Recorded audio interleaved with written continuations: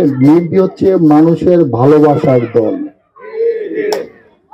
BNP হচ্ছে জিয়াউর রহমানের দল, যে দল মানুষকে ভালোবাসা শেখায়। জিয়াউর রহমান কখনো মানুষের ভেদাভেদ করতেন না।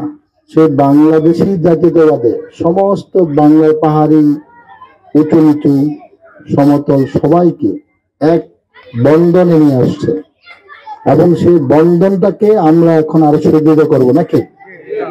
ইনশাআল্লাহ বলেন। 31 দফা বাস্তবায়নের মাধ্যমে সেই বন্ধনটাকে আমরা আরো শক্তিশালী করব, সুদৃঢ় করব। আমরা কিন্তু কথা বলবো না, আমরা কাজ করব। কাজ করে আমরা মানুষকে বোঝাবো আমরা মানুষকে ভালোবাসি নাকি? বুঝতে পারছে? আমরা ব্রিজ করব, প্রমাণ করবো আমরা আপনাদের ভালোবাসি। আমরা একটা স্কুল করব, প্রমাণ করবো আমরা মানুষকে ভালোবাসি।